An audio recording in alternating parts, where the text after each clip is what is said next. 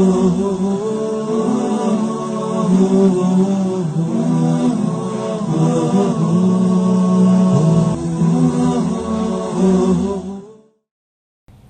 अस्सलाम वालेकुम, मैं आपका मेज़बान अतहर काज़मी आपके पसंदीदा प्रोग्राम सेहतमंद ज़िंदगी में आपका खैर मकदम करता हूँ। अल्लाह ने हर चीज़ को अहम तरीन बनाया है, लेकिन जब भी बात होती है तो इंसान अपनी आँखों की बात ज़रूर करता है। आँखों की रोशनी ज़िंदगी को खुशनुमा भी बनाती है और ज़िंदगी में चार चांद भी लगाती है। कुदरत ने एक ऐसा शय से नवाजा है इंसान को कि जो आँखों के ज़रिए अपनी वो तमाम चीज़ें देख सकता है और महसूस कर सकता है। जब बात आँखों की आती है तो आँखों की हिफाजत को कैसे किया जाए और कौन कौन सी बीमारी ऐसी हैं जो आँखों से मुतासर होते हुए तमाम जिस्म तक पहुँच सकती हैं। आँखों के बारे में बात करने के लिए इस वक्त हमारे साथ मौजूद हैं हिंदुस्तान के मशहूर मारूफ आई सर्जन जनाब डॉक्टर ताहिर ज़ैदी साहब। उनसे गुफ्तगू करेंगे और जानने की कोशिश करेंगे कि इंसान अपनी आँखों की रोशनी को बचाए रखने के लिए या आँखों के अमराज से दूर होने के लिए क्या क्या नुस्खे इस्तेमाल कर सकता है और कैसे बचा जा सकता है। आइए सबसे पहले उनका इस्तकबाल करते हैं। डॉक्टर अस्सलाम वालेकुम। वालेकुम अस्सलाम। बहुत खैर मकदम है खदीजा टीवी के इस स्पेशल प्रोग्राम के लिए। पहला सवाल ये कि वो कौन कौन सी ऐसी बीमारियां हैं कि जो जिस्म से होते हुए आँखों को मुतासर करती हैं। आजकल जो तर्ज ज़िंदगी है उससे दो बातें बहुत अहम आ रही हैं। एक तो ये है कि जो पोस्चर है बैठने का और जो खान पान का, उसके वजह से आर्थराइटिस एक ऐसी बीमारी है जो कि जिस्म के तकरीबन हर हिस्से पर असर करती है। घुटनों से रीढ़ की हड्डी, यहाँ तक कि उंगलियां हैं, स्पॉन्डिलाइटिस है। तो इसका असर आँखों पर जो होता है उसको कहते हैं आयराइटिस या आयराइडोसाइक्लाइटिस, जिसमें कि अक्सर काफ़ी कॉमन है कि आँख की जो पुतली होती है, काली पुतली, उसमें सूजन आ जाती है और मरीज़ जो है वो हमारे पास आता है कि साहब लाल है, आँख हो गई है और दर्द हो रहा है और दिख नहीं रहा है। तो ये आयराइटिस जो है एक बार अगर हुई तो फिर ये मुतअद्दिद बार 6 महीना साल भर बाद होती रहती है और धीरे धीरे इससे आँखों की रोशनी पर असर पड़ता है जी। तो अगर सही वक्त पर इसका इलाज हो जाए और जो बेसिक बीमारी है आर्थराइटिस उसको कंट्रोल किया जाए तभी ये हो सकती है। दूसरी जो बहुत अहम बीमारी आजकल है डायबिटीज़, जो कि जिसका इंसिडेंस बढ़ता जा रहा है हिंदुस्तान में भी और तकरीबन पूरे दुनिया में। उसका असर आँखों पर जो पड़ता है उसको मेन जो असर है उसको कहते हैं डायबिटिक रेटिनोपैथी जी, जिससे कि आँख के पर्दे पर असर पड़ता है। आँख के पर्दे की जो नसें होती हैं उनमें सूजन आती है और उस सूजन से फिर खून के धब्बे बनते हैं और अगर उसको सही वक्त पर न किया जाए तो पूरी आँखों में खून भर जाता है और खुदा न खास्ता रोशनी पर असर पड़ता, धीरे धीरे रोशनी ख़त्म हो जाती है जी। और डायबिटिक रेटिनोपैथी एक ऐसी चीज़ है जिसका इलाज नहीं है कोई। मतलब ये है कि अगर हो गया तो जितना लॉस हो गया निगाह की, जितना विजन का लॉस हो गया वो वापस नहीं आ सकता है जी। उसको कंट्रोल कर सकते हैं सही वक्त पर उसका जो है डायग्नोसिस हो जाए। इसीलिए डायबिटीज़ के जो भी मरीज़ हैं उनको 6 महीने में, 4 महीने में, साल में एक बार, जैसे कि वो अपना ब्लड शुगर चेक कराते हैं उसी तरह से बार बार आँखों की जांच होनी चाहिए। और ज़रा भी उनको असर अगर लगे, आँख को रोशनी पर असर पड़ रहा है तो फ़ौरन आँख के पर्दे की जांच होना चाहिए, जिसे फंडस फोटोग्राफ जिसे कहते हैं, या उसमें और फिर आगे मज़ीद और जाँचें हैं जी। तो अगर वो सही वक्त पर हो जाए तो लेज़र से या उससे इंजेक्शन से उसका ट्रीटमेंट हो सकता है। लेकिन बस ये है कि जो है जितनी रोशनी उतने पर रोकी जा सकती है जी। तो उमूमन ये 2 बीमारियां ऐसी जिस्म की हैं जिनका आंखों पर असर पड़ता है। डॉक्टर, अब वो बीमारियां नॉर्मली बहुत सारी बीमारियों जिसका क्या है मोतियाबिंद, तो वो जो मुतासिर करती हैं पूरे जिस्म को क्योंकि आंखों की रोशनी के जरिए से जी, तो वो कौन कौन सी बीमारियां हैं? आँखों की जो ऐसी बीमारियां जो कि आपके तर्ज ज़िंदगी पर, जो आपके लाइफस्टाइल पर असर पड़े, उस सबसे पहले तो मोतियाबिंद ही है जो कि बहुत कॉमन है और बढ़ता जा रहा है, इसलिए कि उसका डाइट का भी असर होता है उस पर। और ये जो पोल्यूशन है, अल्ट्रावायलेट रेडिएशन बढ़ रहा है, इससे भी पहले हम लोग देखते थे 60-65 साल की उम्र में मरीज़ के मोतियाबिंद होता था, अब वही 40-45 साल की उम्र में शुरू हो जाता है और धीरे धीरे करके 50-55 साल की उम्र तक ऑपरेशन की नौबत आ जाती है जी। दूसरी बात यह है कि मोतियाबिंद पूरी ज़िंदगी पर, तर्ज ज़िंदगी पर इसलिए असर करता है कि आउटडोर मूवमेंट जो मरीज़ का है, बाहरी मूवमेंट, या रात में ड्राइविंग है या इस तरह की एक्टिविटीज़ हैं, उन पर असर पड़ता है कि सामने से जब रोशनी पड़ती है तो बहुत ज़्यादा जिसे कहते हैं चकाचौंध या ग्लेयर लगती है, जी, तो वो मरीज़ का मूवमेंट रिस्ट्रिक्ट हो जाता है। दूसरे ये है कि जो भी उसका काम है, कंप्यूटर पर मानिए काम कर रहा है या जो है, उसमें धुंधलापन आता है और धीरे धीरे उसका जो है रोशनी पर असर पड़ता जाता है और उसकी लाइफस्टाइल इफेक्ट होता है। तो इसलिए मोतियाबिंद में हम लोग यही एडवाइस करते हैं कि भाई जितने जब आपका रूटीन वर्क हैम्पर हो रहा हो, अड़चन आ रही हो, तो उस वक्त आप फ़ौरन जो है उसको ऑपरेट करा दिए, इसलिए कि ऑपरेशन के अलावा कोई पक्का इलाज मोतियाबिंद का है नहीं, किसी दवा का कोई रोल नहीं है। चश्मा भी जहाँ तक काम करता है चश्मा बदलता रहता है, जब चश्मा बदलने से काम नहीं चलता तो ऑपरेशन होता है। दूसरी एक बहुत अहम बीमारी है जो कि बढ़ रही है आजकल, वो है ग्लूकोमा, जिसे बोलचाल की ज़बान में समलबाई भी कहते हैं या काला मोतिया कहते हैं या काला पानी कहते हैं।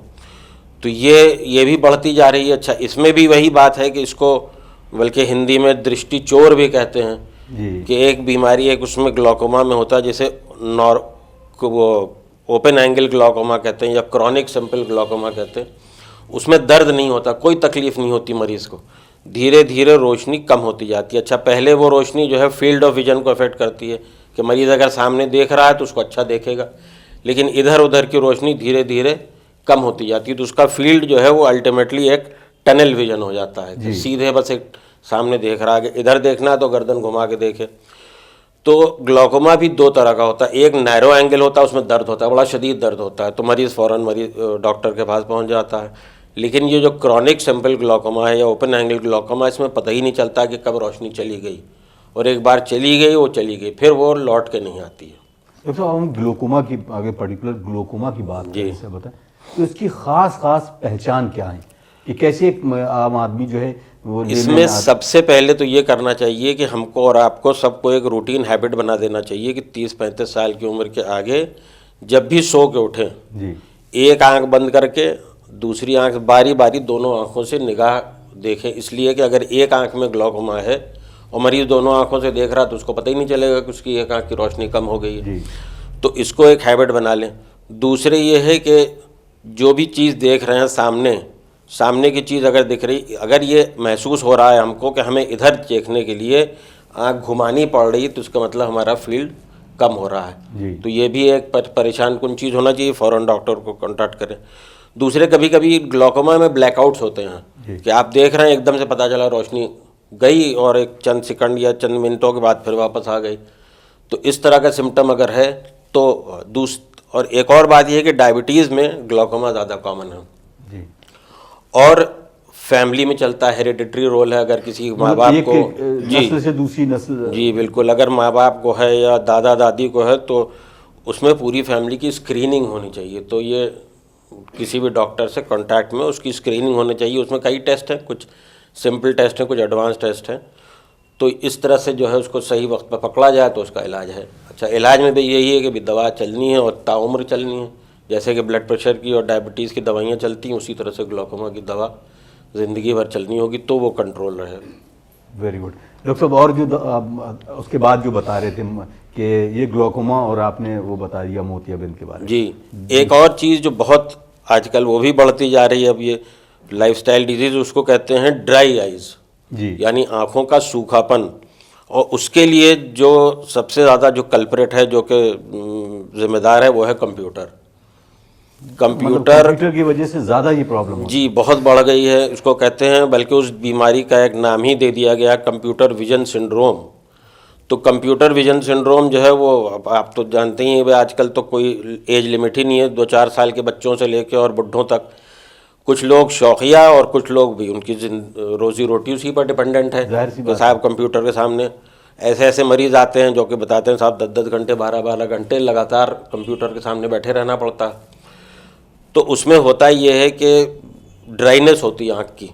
अच्छा, ड्राइनेस वैसे तो और भी बीमारियों से होती है, जैसे मैंने पहले कहा था आर्थराइटिस उससे भी रिलेटेड है, या कुछ लोगों को वैसे भी कभी इन्फेक्शन हुआ तो आँख की जो आंसू बनने वाली थैली है उस पर असर हो गया, उससे ड्राइनेस हो गई। लेकिन जो ये चीज़ है जो कि हम करेक्ट कर सकते हो, जो हमारे उसमें है, क्या नाम है, इख्तियार में है, जिसको हम कंट्रोल कर सकते हैं, वो है कंप्यूटर विजन सिंड्रोम। तो इसमें बहुत सारी चीज़ें हम लोग बताते हैं कि भाई इन बातों का एहतियात करिए तो उससे बचे रहेंगे। तो इसमें सबसे कॉमन है 20-20 रूल एक होता है कि आप 20 मिनट काम करिए, फिर 20 सेकंड आंख बंद रखिए और फिर 20 फीट पर 20 सेकंड के लिए फोकस करिए, फिर अपना काम करें। जी। जो कंप्यूटर स्क्रीन है वो आपसे कम 20 से 25 इंच दूर होना चाहिए और आपके आंख के लेवल से 6 इंच नीचे रहे। तो उससे फ़ायदा ये रहता है, भाई अगर सीधे सामने तो पूरी आंखें खुली रहेंगी, पूरी आंखों का एक्सपोजर होगा उसकी रेस को, और अगर नीचे रहेगा तो थोड़ी आंखें बंद रहेंगी, कम एक्सपोजर होगा। तीसरी चीज़ ये है कि इल्यूमिनेशन जो है वो सीलिंग से होना चाहिए, ना कि ये कि सामने से डायरेक्ट पड़ रहा है स्क्रीन पर। और जो पर्दे और ब्लाइंड्स हैं वो होनी चाहिए जिसमें कि बाहर से इल्यूमिनेशन आके उसको डिस्टर्ब न करे। इमेजेस कभी कभी घोस्ट इमेजेस बनने लगती हैं जी। तो ये सब ना हो।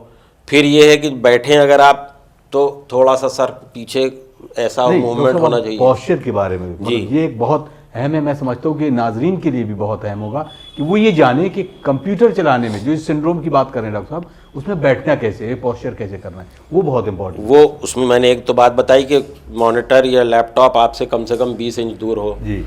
आँख के लेवल से 6 इंच नीचे हो, जी। और दूसरे ये कि हाथ दोनों आपके ऐसे वो कुर्सी हो जिसमें आर्म रेस्ट हो और गर्दन फ्लेक्सिबल हो। ये नहीं कि साहब आगे झुके देख रहे हैं, बल्कि जो नेक रेस्ट हो वो ऐसा हो। तो उससे ये फ़ायदा रहता है कि आप गर्दन भी मूव कर सकती है आपकी, और डिस्टेंस आप एडजस्ट कर सकते हैं। एक ही फिक्स डिस्टेंस पर देखने से ज़्यादा असर पड़ता है आँखों पर। फिर ये एक एंटी ग्लेयर स्क्रीन होती है कंप्यूटर, वो भी काफ़ी फ़ायदेमंद है। और कुछ लूब्रिकेंट्स आते हैं जिनको हम लोग मतलब नाम तो नहीं ले सकते ब्रांड, लेकिन बहुत सारे हैं मार्केट में। तो वो लूब्रिकेंट्स को आँख में डालना होता है। कुछ लोगों की आदत बनती है कि आँख धोते रहते हैं, कि आधा घंटा 1 घंटा काम किया, भारीपन लगा तो आँख जाके धो ली। धोना काउंटर प्रोडक्टिव होता है जी। इसलिए कि जब आप धोएंगे तो वो नमी आई जो आँखों में, अब वो जब इवेपोरेट करेगी तो और ड्राइनेस होगी। तो उससे बेहतर ये है कि कोई लूब्रिकेंट ड्रॉप आप फ्रीक्वेंटली 3-4 बार 5 बार दिन भर में डालते रहें, तो उससे बेहतर रहता है। इसलिए कि वो विस्कोसिटी उसकी रहती है तो इवेपोरेट नहीं करती, बनी रहती है आँखों में नमी। ये बात है डॉक्टर साहब। अब बात हम जिससे पर्टिकुलर डायबिटीज़ ही करें, तो डायबिटिक क्योंकि रोज़मर्रा की ज़िंदगी में जितने ज़्यादा देखें आप पेशेंट डेटा बढ़ते ही जा रहे हैं। पर्टिकुलर डायबिटिक पेशेंट के लिए क्या क्या चीज़ें उन्हें सलाह देते हैं आप कि उनको इस चीज़ों पर ज़्यादा अमल करना चाहिए ताकि वो ड्राई आइज से बचें और ग्लूकोमा से बचें और मोतियाबिंद से बचें? देखिए, सबसे पहली तो बात यह है कि डायबिटीज़ कंट्रोल होनी चाहिए जी। इसलिए कि अगर हम लाख जतन करें, लाख मेहनत करें, दवा यूज़ करें, अगर डायबिटीज़ ही नहीं कंट्रोल है तो उसमें कोई चीज़ नहीं। दूसरे ये है कि आँखों का के ऊपर जो असर पड़ता है डायबिटीज़ का, तो उसमें एक चीज़ ये बहुत गौर करने वाली बात यह है कि डायबिटीज़ सिर्फ एक डॉक्टर का इलाज नहीं है, या एक आप चले गए अपनी डायबिटीज़ कंट्रोल कर लिया, वो नहीं है। डायबिटीज़ के टारगेट ऑर्गन्स होते हैं जिसमें कि आँखें जो हैं वो सबसे पहले, बल्कि अक्सर ऐसा होता है कि हम लोग आँख देख के बताते हैं कि भाई तुम्हें डायबिटीज़ है, तब उसको डायबिटीज़ वाले डॉक्टर को रेफ़र करते हैं। तो एक जिसे कहते हैं कि पूरा कंप्लीट उसका इलाज होना चाहिए। अच्छा, डाइट की जहाँ तक बात है वो तो डायबिटोलॉजिस्ट जो है उनको एडवाइस कर ही देता है। हम लोगों की एडवाइस यही है कि आप जो है वो आँख को दिखाते रहिए, ग्लूकोमा के लिए, डायबिटिक रेटिनोपैथी के लिए। दूसरे डायबिटीज़ में आप तो खैर वाकिफ़ होंगे, हर तरह का इन्फेक्शन बहुत जल्दी फैलता है, और आँखों में ख़ास तौर से जो है वो बहुत सेंसिटिव होती हैं आँखें। तो उसमें ये रहता है कि भाई आँखों को अच्छी तरह से साफ़ करें सुबह शाम, और बेहतर ये है कि हल्के गर्म पानी से साफ़ किया जाए। इसलिए ठंडे पानी उमूमन ज़्यादा रिलीफ मिलता है, लेकिन ठंडे पानी से होता ही अगर कुछ कीचड़ वीचड़ है तो वो पूरी तरह साफ़ नहीं हो पाता। जी। तो सभी लोगों को करना चाहिए, हमको, आपको, सबको, खुसूसन डायबिटीज़ के मरीज़ों को आँखों की सफाई के तबर खास ध्यान करना चाहिए। इसलिए कि अगर खुदा न खास्ता कुछ भी इन्फेक्शन होगा तो उसमें फिर जल्दी फ्लेयर अप होगा, अल्सर बन सकता है, या इस तरह की चीज़ें हो सकती हैं। जी डॉक्टर साहब, अब एक पेशेंट के लिए तमाम ये होता है कि उम्र का एक वो रहता है, लेकिन आप आज के इस पस मंज़र में देखें तो बच्चों को भी प्रॉब्लम हो रही है। जैसे आपने अभी कहा ड्राई आइज, बच्चों में आंसू निकलने की कंप्लेन करते हैं बच्चे, तो वो कौन सी ऐसी चीज़ें हैं जिसके लिए पेरेंट्स को ये बात पता चले और टीचर को भी, खास तौर स्कूल में, कि वो बच्चा कंप्लेन तो नहीं कर रहा है लेकिन वो कुछ चीज़ें देख के ये पता चल जाए कि इसको आई की विजन की प्रॉब्लम है या कहीं ना कहीं कुछ। देखिए, सबसे पहले तो हमारे मुल्क में ये कमी है कि हमारे यहाँ बच्चों का एडमिशन हो जाता है बिना आई सर्जन या बिना ऑप्टोमेट्रिस्ट के वो सर्टिफिकेट के। बाहर के कंट्रीज़ में बच्चे का एडमिशन ही नहीं होगा जब तक कि आप ये ऑप्टोमेट्रिस्ट का या ऑफ्थेल्मोलॉजिस्ट का सर्टिफिकेट नहीं देंगे कि इसकी आंखें ठीक हैं। क्योंकि अक्सर ऐसा हमारे यहाँ होता है कि बच्चे जो हैं उन पैदाइशी उनकी आंखें कमज़ोर हैं। अच्छा, पैदाइशी कमज़ोर अगर दोनों आंखें हैं तब तो जल्दी पता चल जाता है। अक्सर ऐसा होता है कि एक आंख कमज़ोर है और एक नॉर्मल है, वो ज़्यादा ख़तरनाक है। उसमें बच्चे को भी नहीं पता चलता, माँ बाप को भी नहीं और टीचर्स को भी नहीं जी। तो उसको हम लोग कहते हैं एम्ब्लायोपिया, यानी लेज़ी हो जाती है वो आँख। एक आँख इस्तेमाल हो रही बच्चे की, दूसरी इस्तेमाल नहीं हो रही, तो धीरे धीरे उसकी रोशनी दब जाती है। चाहे एक बार दब गई, एम्ब्लायोपिक हो गई, लेज़ी हो गई, तो फिर उसका कोई इलाज नहीं है। तो इसलिए जो आपने बात जिक्र किया, तो सबसे पहले एडमिशन के वक्त बच्चों की दोनों आँखों की निगाह अलग अलग चेक होनी चाहिए, फिर एडमिशन करिए। दूसरी बात यह है कि अक्सर आपने देखा होगा बहुत सारे स्कूल्स हैं चूँकि तंग कमरे हैं, छोटे छोटे कमरे हैं, तो बच्चों को बहुत आगे तक बैठाए रहते हैं जी। अभी बड़ा वाइट बोर्ड या ब्लैक बोर्ड या स्क्रीन जो भी है, उससे बच्चे की डिस्टेंस बहुत कम हो जाती है। कम से कम 5 से 6 फीट दूर होने चाहिए बच्चों को, इसलिए कि भी पोस्चर भी है। अब अगर बच्चा एकदम करीब बैठेगा तो उसकी निगाह ऐसे देखेगा तो उसकी जो रिटन वर्क है वो उसकी आंख के सेंटर में नहीं आ रहा है, सबटेंड नहीं कर रहा है, विजुअल एंगल जिसे हम लोग कहते हैं वो सही नहीं बन रहा है जी। उससे असर पड़ता है। तीसरी चीज़ ये है जिसे मैंने एक बात करता हूँ अक्सर अपने मरीज बच्चों से, कि विजुअल हाइजीन एक चीज़ होती है। विजुअल हाइजीन वो उस वक्त से स्टार्ट हो जाती जब से बच्चा सो के उठा, माँ ने जल्दी जल्दी उठाया, वक्त की देर में उठा, कुछ भी हुआ, आंखें साफ़ नहीं की उसने ठीक से, ऐसे ही मुंह पर छींटे मारे, ड्रेस पहनी चले गए। अच्छी तरह से आँखों को सवेरे साफ़ करना चाहिए। चुल्लू में पानी, छींटे मारने से कोई फ़ायदा नहीं, छींटे मारेंगे पलक बंद हो जाएगी, पानी यहाँ से टकरा के बाहर आ जाएगा, आँख के अंदर नहीं पहुँचा। चुल्लू में पानी लें, उसमें ऐसे करके उसके अंदर पलक खोले बंद करें, अंदर से साफ़ करें। अगला स्टेप है डाइट का। वक्त नहीं रहता, बच्चा ने कुछ खाया पिया नहीं खाया, ऐसे ही अपना चला गया। अब आपको दिन भर उसी ब्रेकफास्ट के ऊपर काम करना है। जैसे जिस्म के हर हिस्से को कमज़ोरी होगी, आँखों को भी होती है कमज़ोरी। टिफ़िन में क्या ले गया, वो बाकी बच्चों के साथ खाया पिया, बहरहाल स्कूल में। अच्छा, दूसरी बात ये, जैसे ही वो घर से निकला तो जो पोल्यूशन है, स्मोक है, डस्ट है, इन सब का आप नाक तो बंद कर लेंगे, आंखें तो बंद नहीं कर सकते, तो आंखों पर सबसे ज़्यादा असर पड़ता है पोल्यूशन का। अक्सर आपने देखा होगा बच्चे ऐसे हैं जिनकी आंखें लाल हैं, मल रहे हैं, पानी निकल रहा है। ये एक बीमारी है, उसको कहते हैं एलर्जिक कंजंक्टिवाइटिस। ये सिर्फ एलर्जी की वजह से होती है और बहुत कॉमन है। बच्चे जो हैं उस स्मोक से उनका एक्सपोजर होता है, डस्ट से होता है, या अक्सर ऐसा होता है स्कूल में जो है वो टीचरों पर भी असर पड़ता है। वो चौक जो होती है, डस्टलेस चौक्स जहाँ नहीं है, वो डस्ट वाली चौक्स होती है, वो लिखती हैं, वो हवा में उसकी डस्ट होती है चौक की, उससे उनकी आंखों पर असर पड़ता है। साफ करते भी वो डस्ट साफ होता है, वो भी आ जाता है, बच्चों के भी आंखों और उनके भी। तो दूसरी चीज़ ये हुई पोल्यूशन। तीसरी चीज़ ये डाइट बहुत इंपॉर्टेंट है, बल्कि मैं तो अक्सर बच्चों क्लिनिक में लिख भी रखा है मैंने कि हरी सब्जियां, पीले फल देते हैं आँखों को बल, और सब्जी फल नहीं खाओगे तो चश्मा अवश्य लगाओगे। ये हमारे यहाँ जो भी पेशेंट्स आते हैं, माँ बाप ज़रूर बच्चों को पढ़वाते हैं, देखो भैया ये लिख रखा हुआ डॉक्टर साहब ने, तो उसमें हरी सब्जियाँ, पीले फल में उसकी लिस्ट पूरी गिनाता हूँ कि गाजर, पालक, पपीता, कद्दू, आम, बादाम, भीगे चने, सोयाबीन, आंवला, चुकंदर, सहजन की फली और आधा किलो दूध। Very good. और अगर नॉन वेजिटेरियन है तो मछली बेस्ट फॉर्म है। चिकन और मटन से आँखों को कोई फ़ायदा नहीं है, सच है भाई, प्रोटीन है तो ठीक है, बॉडी बिल्डअप हो रही ठीक, लेकिन डायरेक्ट जो फ़ायदा सबसे ज़्यादा है वो मछली में कुछ ऐसे वो होते हैं, क्या नाम, चीज़ें होती हैं जो कि आँखों को सबसे ज़्यादा फ़ायदा करती है। दूसरे, ये तो खाने का हो गया, न क्या खाएं उसमें भी मैंने सुनाता हूँ उन लोगों को कि momo, chowmein, pizza, burger, Maggi, Kurkure, chaat, pakodi, pani, batashe, टकाटक, टेढ़े मेढ़े, अंकिल चिप्स और पेप्सी, इन सब चीज़ों को अवॉइड करिए। इन सब में ऐसी चीज़ें हैं जो प्रिजर्वेटिव्स हैं। अब चाउमीन में जो है वो अजीनोमोटो होता है, जिसमें सोडियम ग्लूटामेट होता है, वो तो ख़तरनाक, सबसे ज़्यादा ख़तरनाक आँखों के लिए। मोमो के अंदर वो जो स्टीम्ड मोमो होते हैं उसमें कैबेज होता है, आप ज़्यादातर आप जानते ही हैं, वो ऐसे हल्के से स्टीम करके दे देते हैं बच्चों को। उसमें सबसे बड़ी बीमारी जो कि आपने शायद असद अब्बास साहब का इंटरव्यू लिया तो उन्होंने जिक्र किया हो, सिस्टी सर्कोसिस एक चीज़ होती है जिसके कीड़े मौजूद होते हैं, सबसे ज़्यादा कैबेज में मौजूद है। वो हल्के से स्टीम हुआ, वो पहुँचते हैं और वो ब्रेन में जाके सिस्ट बनाते हैं और आँखों पर भी असर पड़ता है, बाहर पूरे जिस्म पर असर पड़ता है। तो ये स्टीम्ड मोमो का मैं सबसे बड़ा दुश्मन हूँ। मैं तो कहता हूँ साहब, समोसा खा लीजिए, कम से कम खौलते तेल में उबाला तला हुआ तो है, तो उसके जो अंदर जरासीम है वो ख़त्म हो जाए। अब तो ये डाइट की बात हुई, उसके बाद फिर वही जो मैंने बताया कि क्लास में जो है बच्चा आया स्कूल से और उसके बाद जो है उसने बैग एक तरफ फेंका और हाथ में खाने की प्लेट ली और टीवी के सामने बैठ गया। अब वो घंटों टीवी देखता रहता, वहाँ से उठा मोबाइल पर जुड़ गया। मोबाइल के बाद जो है वो माँ ने याद दिलाया कि भाई होमवर्क करना है, वो लेटे लेटे उसने होमवर्क किया, वही अपना सो गया, सवेरे फिर वही पूरा दिन शुरू।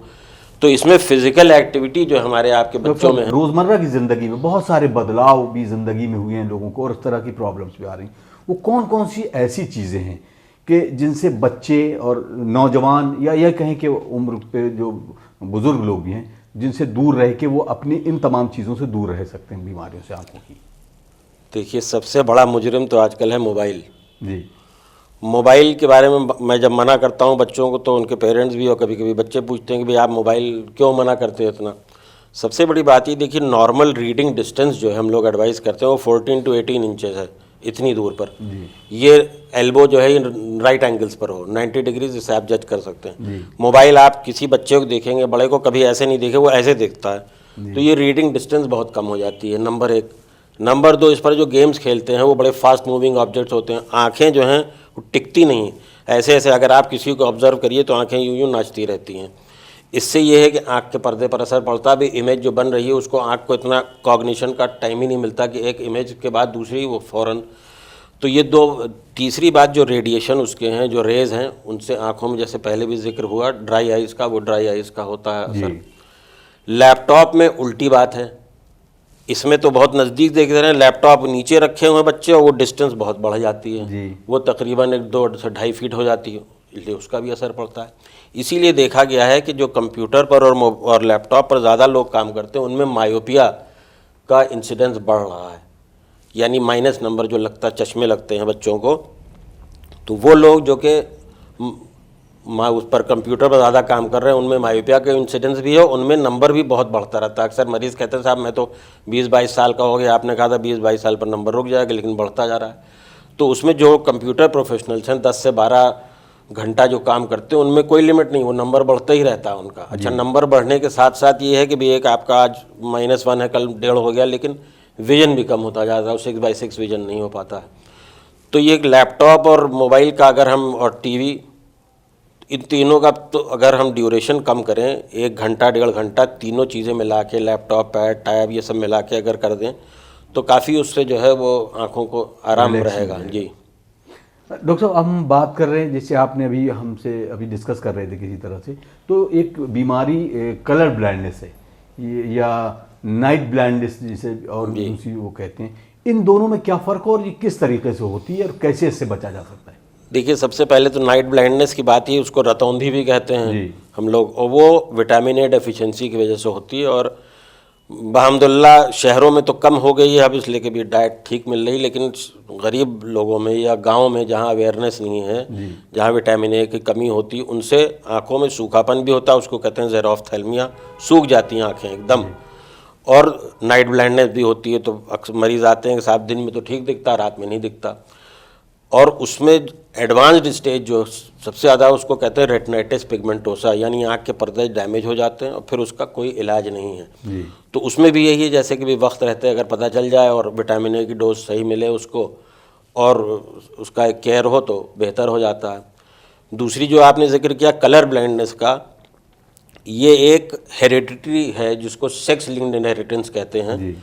तो ये सिर्फ मर्दों में मैनिफेस्ट होती है, लेडीज़ जो होती हैं उसकी कैरियर होती हैं, यानी कि अगर किसी साहब को खुदा न खास्ता नाइट ब्लाइंड वो कलर ब्लाइंडनेस है तो उनकी बेटी में वो जाएंगी जीन्स, लेकिन बेटी में मैनिफेस्ट नहीं होगी, बेटी उसकी कैरियर, बेटी इसके बेटे को होगी, तो एक जनरेशन स्किप करके होती है। अच्छा, कलर ब्लाइंडनेस में यही है कि कई तरह की कलर ब्लाइंडनेस होती हैं, एक रेड ग्रीन कलर ब्लाइंडनेस होती है, एक ब्लू से रिलेटेड होती है, और डिग्रीज भी होते हैं, पार्शियल कलर ब्लाइंडनेस है, कंप्लीट कलर ब्लाइंडनेस है। तो उसमें ताज्जुब की बात यह है कि कोई कलर ब्लाइंड आदमी जो है वो अपना काम तो सब कर लेता है, उसको, आपको हरा रंग दिख रहा है, मुझको हरा लाल दिख रहा है, उसको शेड्स ऑफ ग्रेज दिखते हैं, वो कलर वो भले ना पहचान पाए लेकिन काम उसका चल जाता है। प्रॉब्लम तब आती है जब उसको नौकरी वोकरी में जाना पड़ता है, तो जहाँ पर कलर ब्लाइंडनेस, जैसे रेलवेज़ हैं या आर्म्ड फोर्सेज हैं, वहाँ पर कलर ब्लाइंडनेस में एक रूल आउट कर देते हैं। तो उन लोगों में अच्छा इलाज इसका कोई नहीं है। अगर किसी को है कलर ब्लाइंड कोई है तो वो कलर ब्लाइंड ही रहेगा, उसका कोई दवा से या ऑपरेशन से कोई इलाज नहीं है। किसी तरह से इसको रोका भी नहीं जा सकता। उसको रोका भी नहीं जा सकता है किसी भी तरह से, अगर है तो है। रोकिए तभी सकते हैं भी अगर आपको पता चल जाए भी किसी साहब के है उनकी बेटी कैरियर है तो उससे कहिए साहब बच्चे पैदा न करें, तो नहीं होगा। बस यही एक तरीका है और कोई तरीका नहीं है। अच्छा डॉक्टर साहब, अब बात करें इस आँखों की बीमारी या किसी भी मुख्तलिफ बीमारी, ख़ासतौर से आँखों की बीमारी, बहुत सारे मिथ हैं। और जैसे कि बच्चा अभी नौमौलूद है और उसके वालिदैन उसके घर वाले सब चाहते हैं कि काजल लगाना या सुरमा लगाना, या बड़ों के लिए भी इवन यहाँ तक, तो और डॉक्टर मना कर देते हैं। उस पर घर में बड़ी अजीब सी बातें होने लगती। तो ये जो काजल या सुरमा है, ये वाकई में मना है या इसको ऐसे ही बात की जाती है इसके बारे में? एक पुरानी देहाती कहावत है, पहले कहते थे कि आँख में अंजन दांत में मंजन, नितकर नितकर नितकर।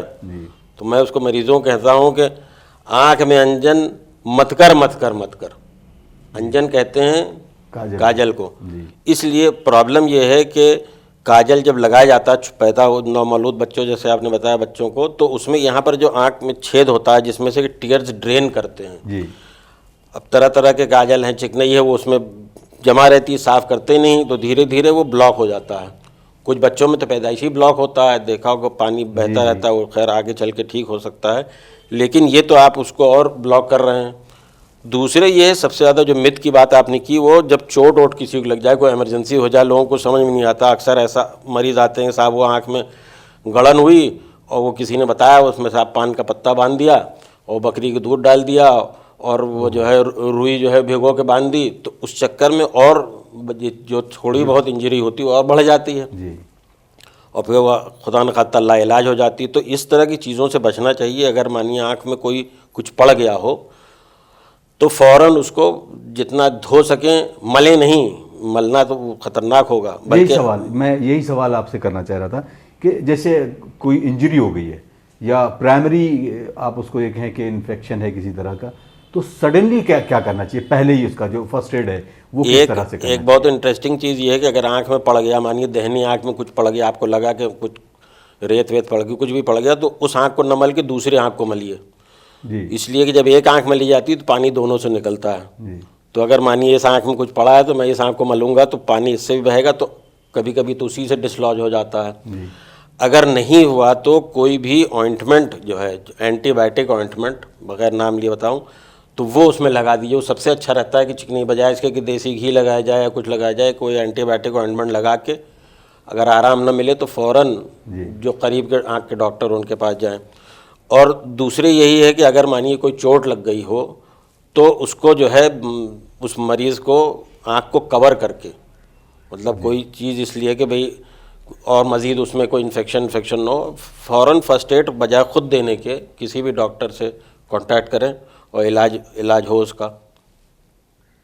हम बात करें डॉक्टर साहब, ये पोस्चर बैठने की बात करते हैं, अक्सर करके स्पॉन्डिलाइटिस की बात करते हैं, तो स्पॉन्डिलाइटिस में भी कभी कभी पेशेंट जो है वो विजन की प्रॉब्लम बताता है, तो ये दोनों रिश्ता कैसा है और क्या इसको इस नज़रिए से भी देखा जा सकता है? स्पॉन्डिलाइटिस में तो नहीं, हाँ माइग्रेन एक ऐसी चीज़ है जिसमें कि जो कि बहुत कन्फ्यूजन होता है उसमें। अक्सर मरीज़ कहते हैं साहब सर में दर्द हो रहा है और फलाने डॉक्टर ने माइग्रेन बता दिया जी।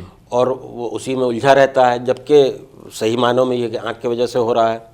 दूसरे माइग्रेन में एक चीज़ होती है उसे कहते हैं ऑरा, कि दर्द शुरू होने से पहले मरीज़ को या तो कुछ आवाज़ें सुनाई देती हैं या उसको फ्लैशेस दिखते हैं जी। तो उसमें ये लगता है कि साहब ये आँख से रिलेटेड है, जबकि है वो माइग्रेन। तो इसलिए दोनों का ज़रा इंटरमिंगल होता है, तो कन्फ्यूजन होता है। तो सही डॉक्टर के पास अगर जाएं तो ये है कि ये माइग्रेन का अलग इलाज है, और अगर आँख की कमज़ोरी की वजह से सर दर्द हो रहा है तो उसका इलाज है। स्पॉन्डिलाइटिस को जो आपने जिक्र किया तो उसमें चक्कर आता है जी। तो जो चक्कर आता है उसमें भी अक्सर ऐसा होता है भी आँख के सामने चक्कर आया और 2-4 बार 5 बार आया, तो और अगर आँख भी कमज़ोर है तो दोनों का मिला जुला असर होता है ये बात। तो ये एक रिलेशन है दोनों में। अच्छा, अब बात हम डॉक्टर साहब करें ये तमाम चीज़ों के बारे में जो हमने डिस्कस किया, इस पूरे गुफ्तगू का लब्बुलुबाब, इसका कंक्लूजन क्या है कि उन तमाम नाजरीन के लिए जो इस्तिफ़ादा हासिल कर रहे हैं इस प्रोग्राम के ज़रिए, वो क्या करें और क्या ना करें? देखिए आँखें, जैसा आपने शुरू में अपने ओपनिंग रिमार्क्स में कहा था, अल्लाह की एक बहुत ही नायाब देन है। उसका सही कुछ तो अल्लाह ने खुद इंतज़ाम कर रखा उसका कि आप देखिए, अगर आप मरीज़ गिरता है तो चोट यहाँ लगती है, आँखें एक बॉक्स में उसने बना रखी हैं जी। ये हड्डी का बॉक्स है, उसके ऊपर पलके भी हैं, तो काफ़ी इंतज़ाम अल्लाह ने खुद ही कर रखा है। और आप उसमें कंट्रीब्यूशन ये कह सकते हैं कि भी साफ़ रखें आँखों को, डाइट प्रॉपर हो आपकी, डाइट में वही जैसा मैंने जिक्र किया था भी, जो सारी चीज़ें गिनाई उनको आप इस्तेमाल करें। तीसरी चीज़ यही है कि कंप्यूटर, मोबाइल, इन सब का यूज़ करें, इसलिए बगैर इसके तो आजकल काम चलता नहीं, लेकिन उसको भी जुडिशियसली यूज़ करें, कम यूज़ करें, लाइट वाइट प्रॉपर रहे। और तीसरे ये है कि बच्चे जो हैं खुसूसन उनकी आँखों का चेकअप होते रहना चाहिए। ज़रा भी अगर कोई नंबर है तो उसमें ये शर्माने की बात नहीं है, साहब चश्मा नहीं लग रहा। अगर आज चश्मा नहीं लगेगा, हम और आप अगर ना लगाएं चश्मा तो उतना नुकसानदेह नहीं है, इसलिए कि जो निगाह बननी थी बन गई। बच्चों में डेवलपमेंट हो रहा है, अगर अभी से आप डिप्राइव कर देंगे उसको तो आगे चल के नंबर भी बढ़ेगा और वो पढ़ाई में भी पिछड़ता जाएगा जी।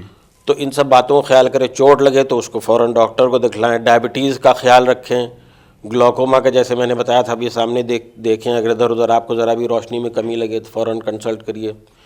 ये सब मेरे ख्याल में अगर ख्याल रखा जाए तो आँखें जो हैं सेहतमंद रहेंगी और अल्लाह आपकी बीनाई बनाए रखेगा। जज़ाकल्लाह, बहुत बहुत शुक्रिया सर, बड़ी इम्पोर्टेंट गुफ्तगू। नाज़रीन, ये था प्रोग्राम सेहतमंद ज़िंदगी। उम्मीद करते हैं कि आपको ये प्रोग्राम पसंद आया होगा और ये भी उम्मीद करते हैं कि आप डॉक्टर साहब के बताए हुए नुस्खे पे अमल करेंगे और कोशिश करेंगे कि शायद आप उन तमाम चीज़ों पर अमल करें जिससे आप आँखों की बीमारी से दूर रह सकते हैं। अपने बच्चों को उनकी तालीम और तरबियत के साथ साथ थोड़ा सा ये भी बताएं कि किस तरीके से कंप्यूटर चलाना है और कैसे चलाना है, इससे भी आँखों की रोशनी बरकरार रखी जा सकती है। नाज़रीन, इस दुआ के साथ अपने मेज़बान अतहर काज़मी को इजाज़त दीजिए कि इस प्रोग्राम के ज़रिए किसी और स्पेशलिस्ट डॉक्टर से आपको रूबरू कराएंगे और उस अमराज पर गुफ्तगू करेंगे। अस्सलामु अलैकुम व रहमतुल्लाहि व बरकातुहू।